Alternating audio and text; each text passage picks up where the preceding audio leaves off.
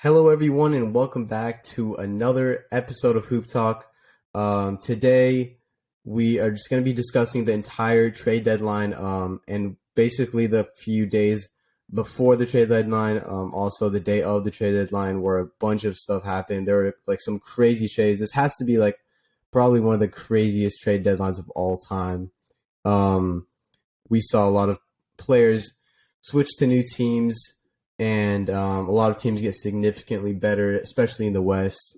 So I think we'll just go in order of like when, like the earliest trade that happened.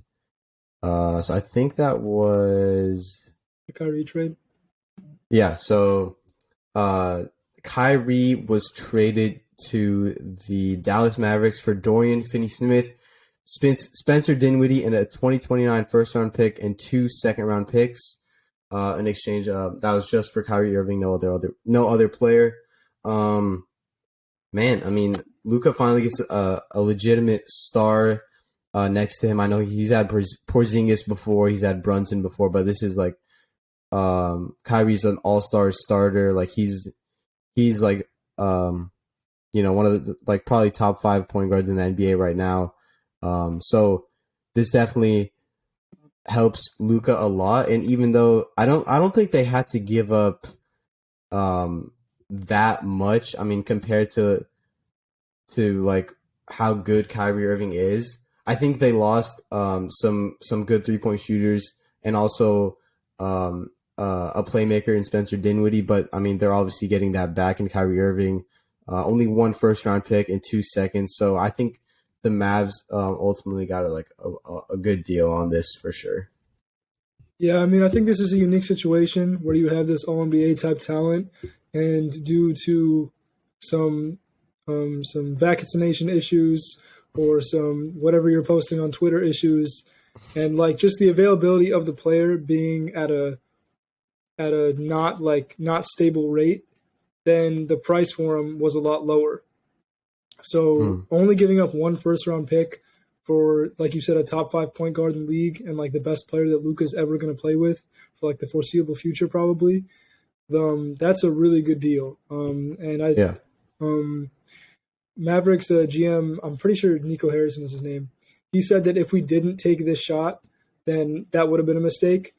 Obviously, I think there were a couple teams looking into getting Kyrie, but the Mavericks had the best package available. And I think it probably worked out for the best the way it did. Mm-hmm.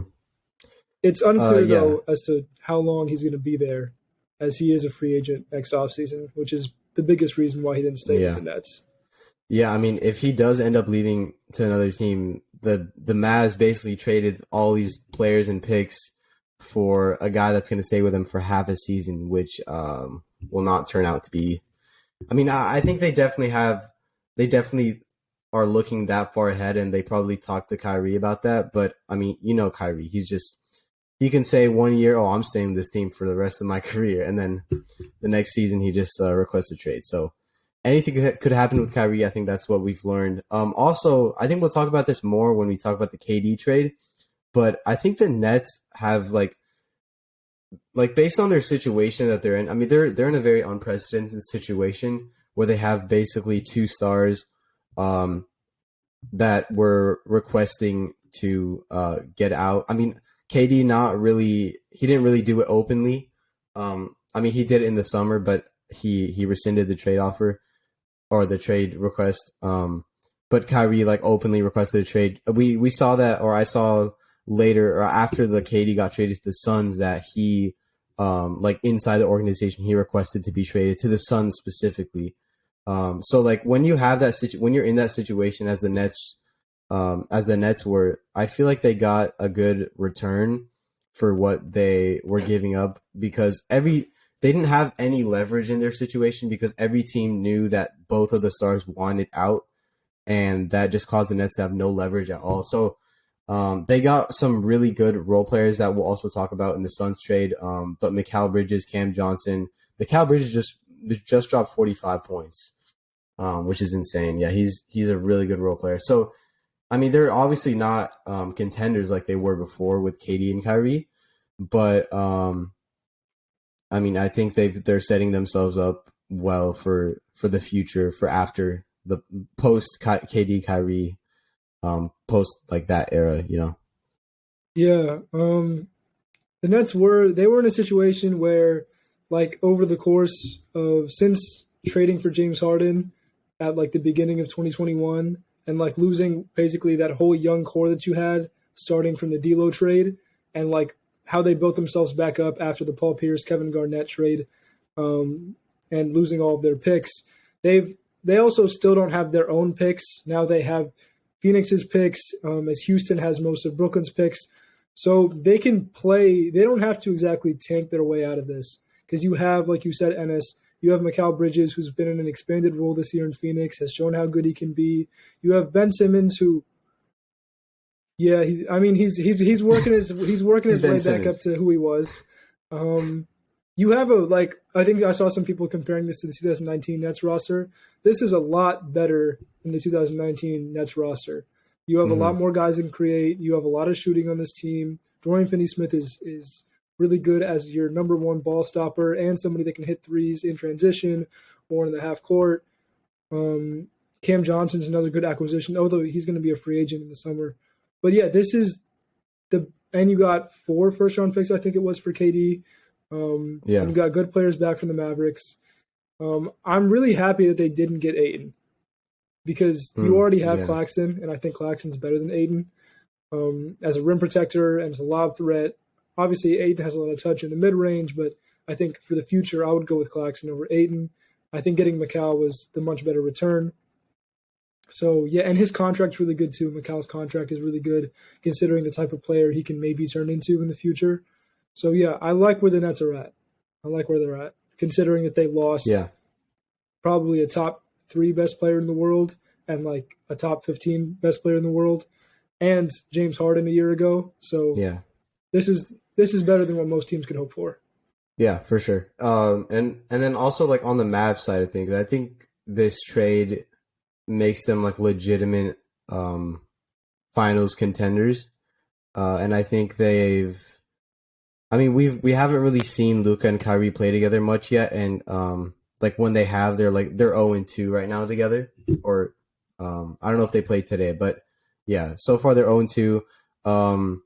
But you know, we haven't really seen them play together that much. And did you see that last possession against what team was that against? I forgot. The Timberwolves. Yeah, the Timberwolves. On the last possession, they kept passing the ball to each other, and none of them wanted to take the last shot. So yeah, it'll be interesting. But I mean, this definitely makes them finals contenders, like no doubt about it. Unless Kyrie, you think finals contenders? Yeah, I think so, for sure. There's not too much depth on this team. There isn't, but I mean, like, I think obviously puts them in like the top 2 in the West, and I think they definitely have more depth than the top Suns 2? do. Yeah. You think Denver? I think they're better Mavs? than. I think it's Denver and. I don't know, because the Suns too. I think top Grizzlies. 3. Top 3. I'm gonna say top 3. Not the Grizzlies? 3. No, they're definitely better than the Grizzlies. Come on now. Okay. I think this makes them good. I still have a lot of questions. It makes them good. I mean, it makes them good. Like I thought this team was bad before. Like the non-Luka minutes were atrocious. They were the opposite of good basketball. I mean, like you said, there's been a small sample size these 2 games, but offensively they've been clicking. They're playing more movement-oriented basketball. It's going to take a while for Luka to adjust to that. He said so himself. And Jason Kidd said the defensive plan was to outscore people. So maybe that's just how they're going to rock from now on. They did lose Spencer Dinwiddie, but I think he was more suited for the role that he had the year before, where he would come in off the bench and give that bench lineup with Jalen Brunson a little bit of juice. I think Kyrie is better than Jalen Brunson and Spencer Dinwiddie, and I think he can provide a lot more. They were 2-0 in the games that Kyrie played. And Kyrie's played he hasn't played like bad, but he's just played weird. Like he'll score like 8 points to the fourth quarter, and then he'll score like all of his points in the fourth quarter. That's how it's been so far. But no, I like this team. Like Luka and Kyrie are two of the best scorers in the league. I think Kyrie as a scorer, like ever since he arrived in Brooklyn, he's been like uber efficient. He's a much better 3-point shooter than he was like his earlier years in Cleveland. Um, but no, I still really like this team. I have questions about it defensively. But if you can score enough points, you can beat most teams. So Yeah, I don't think they're better than especially the Suns or the Grizzlies or the Nuggets. I think the Nuggets, yeah. I I think mean, they're I like the definitely Nuggets a lot, and I like the Suns a lot too. the Nuggets are very. I think But I don't think the they're Nuggets like, have to be. The Nuggets are definitely the best team in the West right now. I yeah, definitely have some issues with the Suns, but obviously, like you got KD, CP3, and Devin Booker and Ayton. So I mean, yeah. there's definitely we'll talk about that later. We'll talk about that later. But I mean, so I have just a lot going in less order now. depth concerns about the Suns than I do about the Mavericks. Really? Yeah. Okay. Interesting. Okay. Um. All right. So let's move on to the next significant trade that happened. So the Los Angeles Lakers traded Oh, we're Russell talking about this Westbrook. team again. Yes, we are. Um, the team that's gonna win the championship. Let's go. I'm just kidding. All right. So this was a 3-team trade between the Lakers, Timberwolves, and Jazz. The Lakers got D'Angelo Russell from the Timberwolves, and then they also got Malik Beasley and Jared Vanderbilt from the Jazz. And then they sent Russell Westbrook and a 2027 first round pick to the Jazz. That pick is also, I think, top 4 protected. I'm pretty sure. It has like a restriction on it, which is like if the Lakers pick lands inside the top 4, then it gets avoided to or if it doesn't get inside the top 4, it gets avoided to a second rounder. I'm not sure exactly how the rules work, but in Yeah. essence, it's protected pretty heavily. hmm Yeah. And then the Jazz sent Mike Conley and some other picks to the Timberwolves. So overall, I think this trade was it was a huge win for the Lakers. You could say that Russ wasn't the problem. You could say that they shouldn't have traded Russ. But I think, and we could see from the reports after the trade as well, there was something going on that we just don't know about with Russ and some of the coaches, maybe some of the players as well. I'm not saying Russ was like a locker room vampire, like one report said. Do you see that report? Someone called him a locker room vampire, which I don't think is true at all. Yeah, I saw that was kind of insane. I'd never seen that Yeah. verbiage before. That was kind of wild. I've never seen that before. I was Yeah.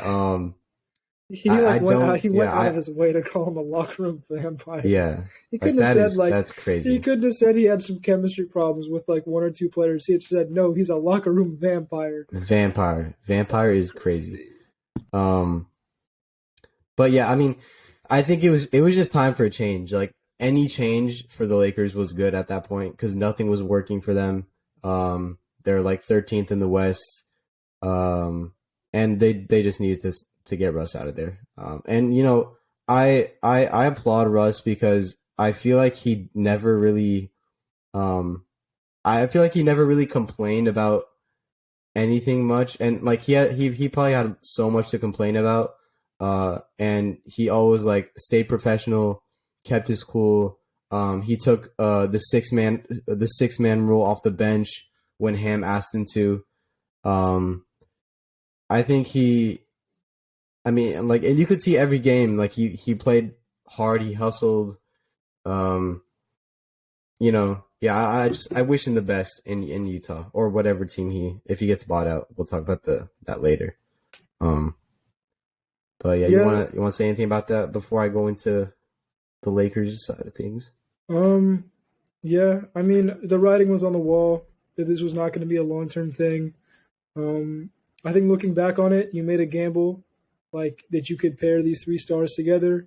Russ was still, I mean, like however you want to phrase it, Russ was still very good at the time when the Lakers traded for him. He wasn't MVP Russ, but he was still a very serviceable basketball player. it just didn't work out. The fit wasn't great. The roster around them wasn't always great.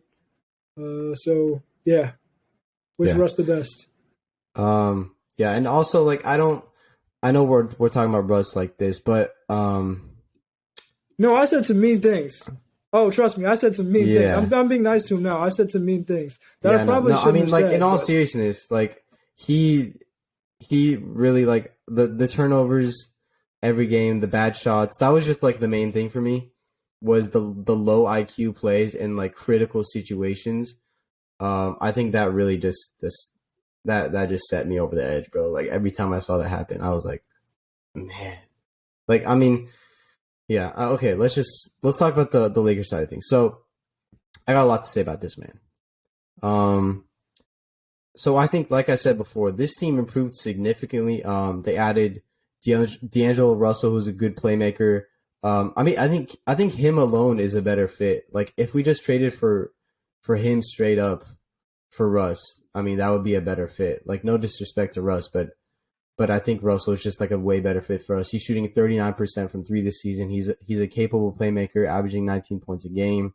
Also Malik Beasley and D'Angelo Russell are both in the top 50 for 3-pointers made this season, and we didn't have anyone in the top 50 before this trade. And also Jared Vanderbilt, who's a lengthy defender. He's what's it called? He's a good on ball defender, like a lengthy wing defender. He's not a very good shooter, but I think he'll keep improving on that. I think the main thing that I took away from this is, so like the entire season and the season before this, there's been a lot of pressure on Rob Pelinka in the front office to get LeBron and AD some good pieces around them, and I think he had failed at that prior to this trade, and I feel like this trade really takes off a lot of pressure. It takes off a lot of pressure off, or it takes a lot of pressure off Rob in the front office, and it puts a lot of pressure on LeBron and AD because now there's no excuses. Like before, you could say, "Oh, the roster's not constructed well. There were no shooters, no defenders," which was true. But now there's no excuses whatsoever for this team to not make the playoffs. And they're sitting at 13th right now, and there's only like 24 games left in the season. All I want is for them to make the playoffs. Come on, like that needs to be a given right now. And there can't be any excuses anymore. The team is fully healthy right now. I know LeBron's dealing with an ankle injury, but as of today, the entire team's playing besides Scottie Pippen Jr. and all the two-way players. But yeah, so and also another point that I have, I think the Lakers I think what they did well is they got a lot of good young pieces from this trade, and also for the Rui Hachimura trade.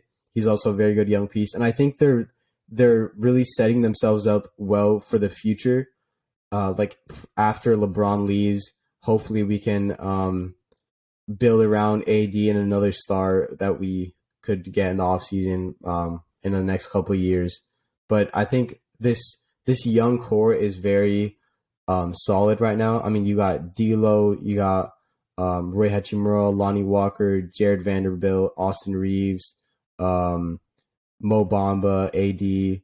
So yeah, that's just my point. They got a lot of good young pieces, which they didn't have, especially last year, where like they basically their average age was like 33, 32.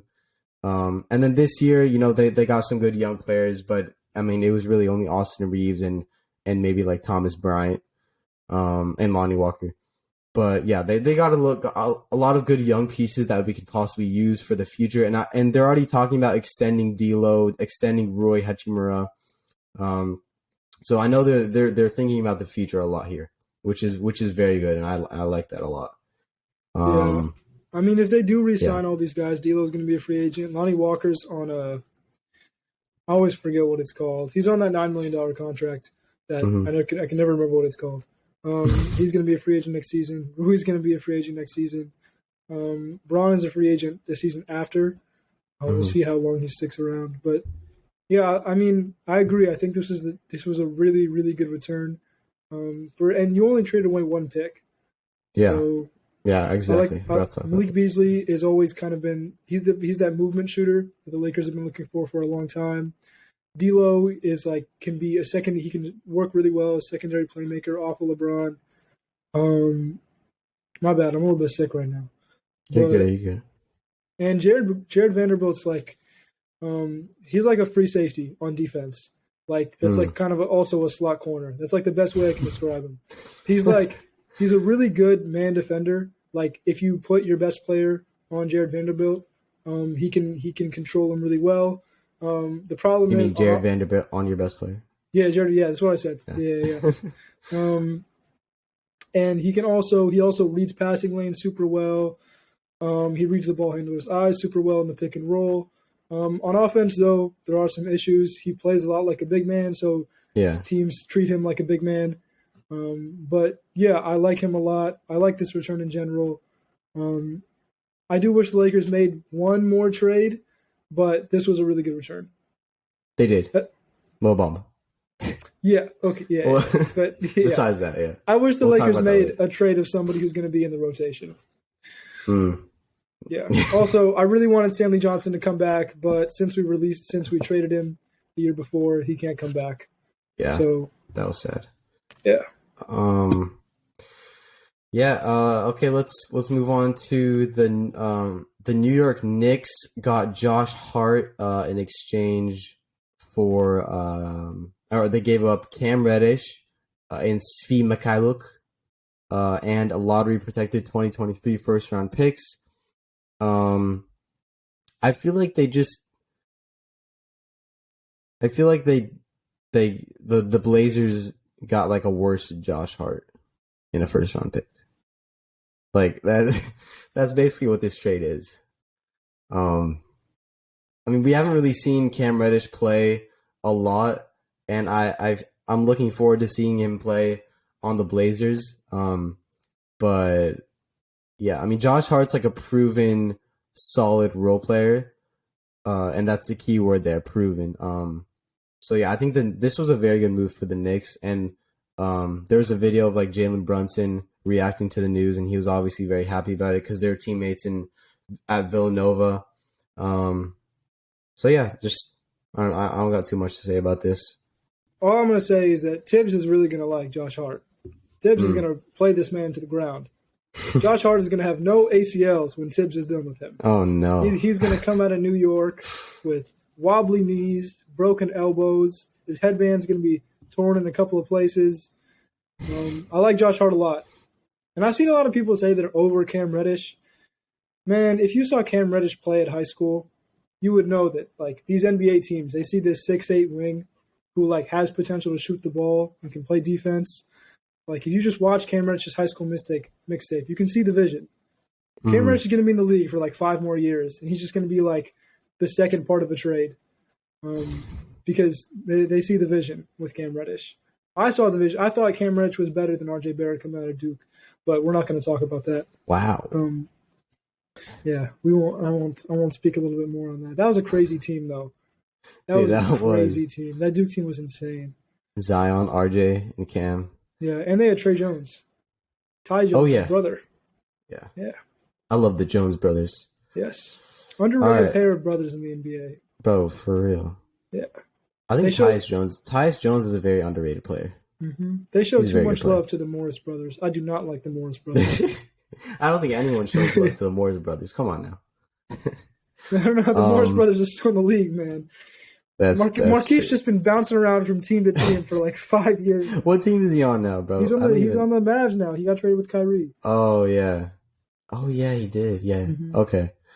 All right. Let's talk about the Suns, the KD trade. This is what happened the next day after the Lakers, Knicks, all those trades. At 1 o'clock in the morning. That's true. So technically the next day, but Eastern time. So the Suns acquired Kevin Durant and TJ Warren, who who is the bubble goat, and they sent Mikal Bridges, Cam Johnson, Jay Crowder, who would later be traded to the Bucks, and also four first round picks and a 2028 pick swap. Man, this was a huge trade. Like, I jumped out of my seat when I saw this, bro. And it was kind of unexpected too, because we didn't know that KD wanted out necessarily, because I saw like multiple reports where it said like the Nets are looking to build around KD and trying to like make other moves. So this just came out of nowhere for me. In terms of like, and we already talked about the Nets, like their return a little before, but they got some really solid role players in Mikal Bridges, who's improved a lot this year, and also Cam Johnson, and then also, like you said, 4 first round picks, which is insane. What kind of like baffles me is that the Timberwolves gave up more picks for Rudy Gobert, which is kind of crazy. I mean, obviously they didn't get as good of players as Mikal Bridges and Cam Johnson, but the Timberwolves gave up more picks for Rudy than the Nets did for KD. And I like how they kind of like reset the standard for picks, because before this, the Bulls wanted like 2 firsts for Alex Caruso. I mean, I love Caruso and all, but come on, that 2 firsts is crazy. But I got some other stuff to say, but I'll let you go first before I go. Yeah, I mean, from what I've heard, Zach Lowe talked about this a little bit, is that there was kind of a handshake agreement in the offseason that if KD were to rescind his trade request, and he saw midway through the season that this team was not going to make it, and obviously without Kyrie, this team was not going to make it, and that they would trade him to Phoenix. KD compliments Devin Booker a lot on Twitter. That's pretty much all I know about the nature of the relationship. And I know that they played on Team USA together, and there's a video from when they played one-on-one in like 2018 where KD says, "Hey, that's tough." And I think that's probably like, I mean, that's all you really need to know. But I mean, that's all you need to know. Yeah, more realistically, like Chris Paul is going to average so many assists. Oh my! Like, and teams are just going to have to stop blitzing Devin Booker like entirely. Like he's going to have so much more space to work with now, because like you bring KD, high pick and roll. Who are you going to switch now? If you're going to switch, then you put somebody on KD. That's a mismatch for either one of them. Like there's no real options like for whoever's playing defense. There are some depth concerns, but I think Torrey Craig is going to become that number 1 ball stopper. He's played a lot of minutes. Bismack Biyombo is a serviceable backup big. I'm not like, and I mean, like you have Kevin Durant. Like it's not going to be all bad when like there are some questions. Like I don't know if this team's going to be generating a lot of rim pressure, because DeAndre Ayton doesn't take a lot of shots at the rim. Neither does KD. Neither does Book. Neither does Chris Paul. But yeah, I mean, like offensively, there's not too many, like nothing off the top of my head that I can come up with that's really going to like put a stop to this team. Like I know Chris Paul, the burst isn't really there anymore in the pick and roll, but he's still a super smart player, like a really high IQ basketball player who's going to make the right pass. I sounded like Stephen A. Smith there. That's really no, but obviously you can trust Chris Paul to make the right decisions. The right decision most of the time is going to be kicking out Devin Booker, and then rescreen hits. It's Kevin Durant. Like this team's, and Monty Williams is going to be like he's one of the best play callers in the league defensively and offensively. So and Kevin Durant is like a good backline cleanup guy defensively. He's going to be able to clean up some of the stuff that may get past like Chris Paul, for instance. Like if somebody gets blown by, Kevin Durant slides over, picks up the help. So defensively, he can bring a lot to this team as well. And yeah, man, I mean, the Suns are going to be good. Like they were in a bit of a rut for a little bit, but not anymore. Yeah. I think the main thing with this trade, like what I mainly thought about was, could this be the Nets 2.0? And it's not really an outlandish statement, because you kind of have the same situation, except you can make a case that there are like 4 stars on this team. But you have 3 superstars. I don't know if Chris Paul's a superstar anymore, but you have 3 stars, kind of the same thing that you had. Huh? You have 2.5 stars. Two and a half. Yeah, you have 2.5 stars on this team. Kind of the same thing where they had in Brooklyn. James Harden, Kyrie, KD. And what I think is similar. I'm going to start with what I think is similar between these 2 teams is there's a lot of health concerns. I think Devin Booker came off an injury. He's coming back into it. Chris Paul, he's getting old. He's had some health concerns for the past few years. KD obviously just coming off. I mean, he hasn't even played a game for the Suns yet because he's still injured. So there's obviously health concerns, which the Nets did have as well. With James Harden, Kyrie, and KD, they also had health concerns that we talked about, and we said, imagine if this team was healthy.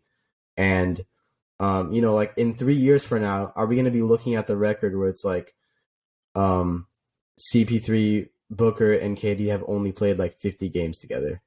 Are we going to be seeing that stat? I don't know. But we saw that with the Nets. And I think the difference with the Suns is, you mentioned it already, the Suns have Monty Williams. And I think obviously Monty Williams is miles ahead of where Steve Nash was when he was coaching the Nets. And I think that feels Monty's like such a long time ago. Yeah. He got fired this season. That's so crazy. That is crazy, yeah. But I think a good coach makes a hell of a difference, because when you're coaching, everyone, like, some people think it's easy to coach, like, some people think it's easy to coach a team with like 3 superstars because you could just like, just let them play, let them go ISO ball, you'll win every game scoring 150 points. But it's not that easy. Like, it's not easy to coach 3 superstars. And you can make a case that's harder to coach 3 superstars than like 1 star and a bunch of role players. So I think Monty Williams has the edge, or definitely has the edge over Steve Nash in that. And I think that's going to make a difference for the Suns for sure. Because I know Monty's a very capable coach, and he's got some things cooking for the big 3. Also, like you said, their depth obviously is a concern because they had to give up some players to get KD. I mean, you're not just going to give up draft picks, but they have Campaign coming off the bench, who I hate with a passion. But I gotta admit, like, he's a good role player off the bench. Oh my god. Like you said, they got Torrey Craig. They got Landry Shamet still. Also, they acquired T.J. Warren in the trade as well. He's not a bad role player. Like you said, Biyombo as well. So obviously, like, you don't need too much depth when you have a big 3 that's of that caliber. But it's obviously going to be a little bit of a concern. But yeah, I mean, I'm hoping this team doesn't end up like the Nets did. Actually, I hope they do, because the Lakers are in the West and we need them to lose. But so yeah, those are the main points I had with this trade. Devin Booker's issue is like a soft tissue thing, which like tends to linger for a long time. Kevin Durant just keeps spraining his MCL. Like, it just keeps happening. I mean, Chris Paul's got some cooked hamstrings. And DeAndre Ayton, like for the longest time, I thought he just wasn't going to be on the Suns. Like, for the longest time. But I mean, I guess he still is. Like, somehow he outlasted Mikal Bridges, which I didn't think was going to happen. But maybe the Nets said no. Like, obviously, I'm not like an NBA insider, but maybe the Nets said no to Ayton. I would say no to Ayton. Yeah. He should be so good, man. Like, it's not even funny. Like, DeAndre Ayton should be the best player in the league. Like, he's like he's like 6'10", 245. Like, please, DeAndre Ayton, get better at basketball. I'm begging you, please. Like, this guy could be Joel Embiid, but he's like, DeAndre Ayton, I'm begging you, bro. Please get better at basketball. Chris Paul, like, pass him the ball, bro. He's not gonna have much room to do that now with with the KD. Chris Paul, pass it, bro. Nick Claxton turned into a Defensive Player of the Year candidate while KD was on his team. Yeah, when he wasn't playing. That's not true. What? I mean, he was like thriving the most when KD got injured. Yeah, but he was still. Anyway. Go Lakers. Yes, sir. Josh Richardson got traded. Can I bring up a concern that I have? I think it's probably just the Lakers defense because we suck at defense. Why are we talking about this, Ennes? Why Ennes does promised every me before we team... recorded that we wouldn't have to talk about the Lakers more than once an episode, and we talked about them more than once much. now. Okay, wait, just one thing, bro. Why does every team decide to shoot lights out against the Lakers? Oh, the Blazers game? That was funny. Yes. No, but it's happened so many times this season, like it's not even funny anymore. And then the next night they play like some other team and they shoot like 12 for 45, bro. It's actually crazy. It makes me so furious. Like you don't even understand, bro.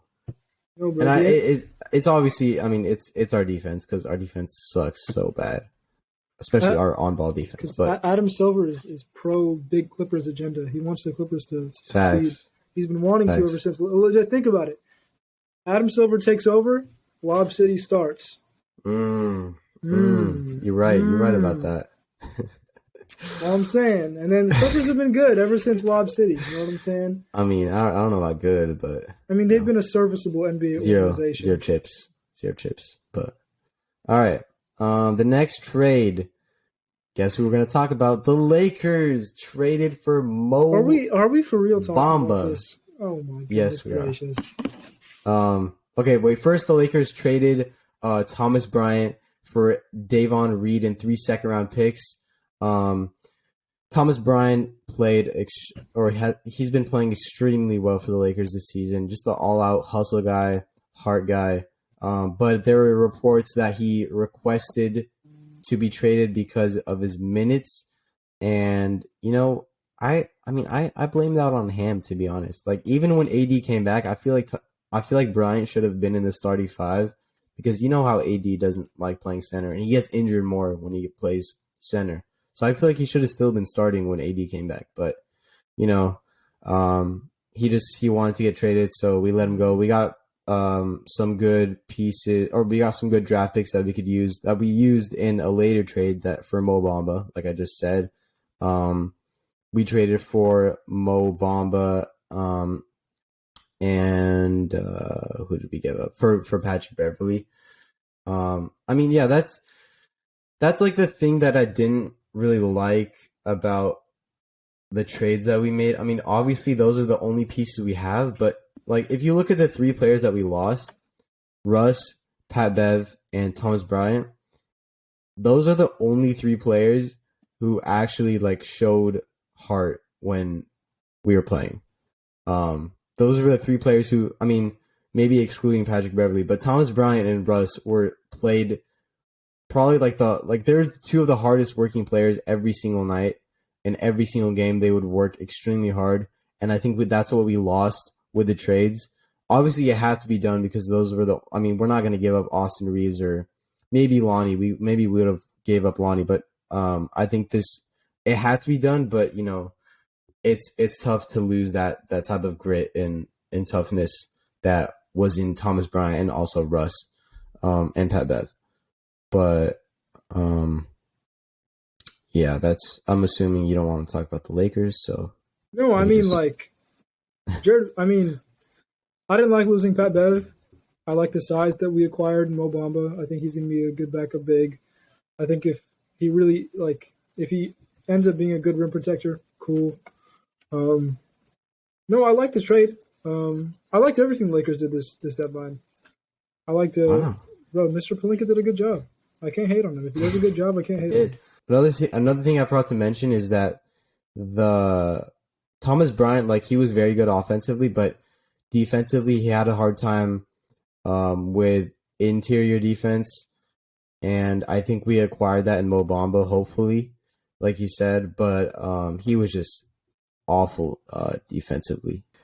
All right, so the next trade we're going to talk about is the Portland Trailblazers acquiring Matisse Thybulle from the 76ers. This was a 3-team trade with the Hornets as well. So the 76ers got Jalen McDaniels from Charlotte.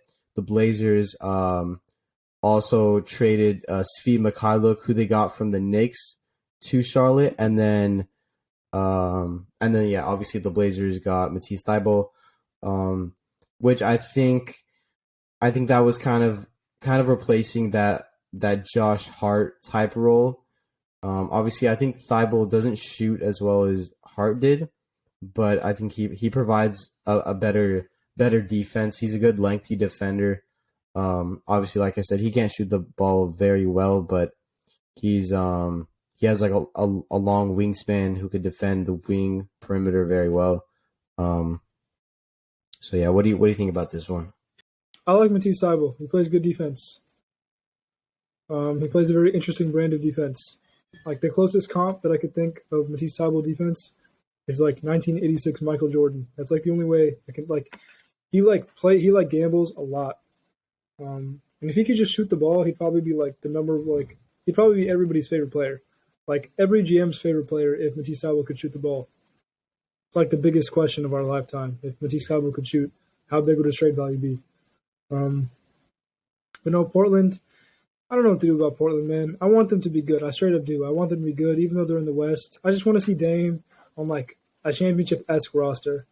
Doesn't even have to be like a championship level roster, just like in the area, like a distant cousin. I just want to he's just been stuck there forever. It's like every time I see, I saw somebody say like every single time that a superstar gets traded, Chris Haynes tweets out, Damian Lillard is not going to be traded. He wants to stay in Portland. I feel like it's been like that for 8 years, And I like Trendon Watford. I do. I like Shaden Sharp. I love Anfernee Simons. But they just need to be good. And I like Matisse Thybulle. And I love Svi Mikhailuk, former Laker, former Knick. He's played in the biggest cities in the world. Can kind of shoot the ball, but yeah, I mean this doesn't move the needle. All right, so let's talk. So the Clippers also made some moves on deadline day. They got Bones Highland, who's an up and coming young star in the Nuggets. They got him from the Nuggets, and what did they trade? They just traded a couple picks, right? I think so. Yeah. But yeah, so they got Bones Highland. They also were involved in a multi-team deal. They got Eric Gordon.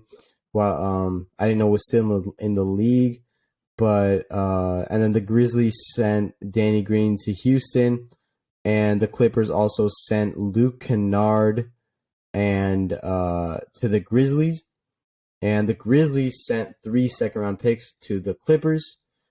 Yeah, and then also they included John Wall in that deal, right? Too. Yeah, John Wall's on the Rockets now, which is so ironic, and that sucks for him.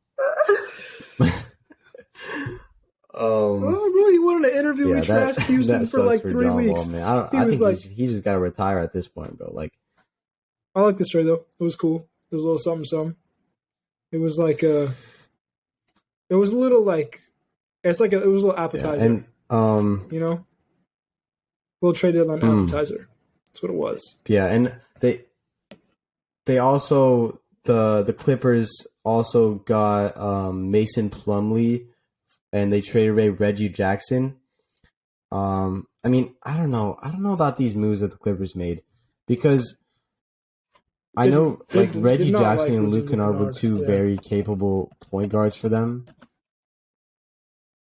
I mean, yeah. Bones Highland. Luke Kennard is one of the best three-point shooters in the league, like percentage-wise, right now.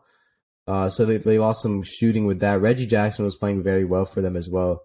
And the people the players they got in return weren't really of that caliber. They got a veteran in Eric Gordon who's obviously declining.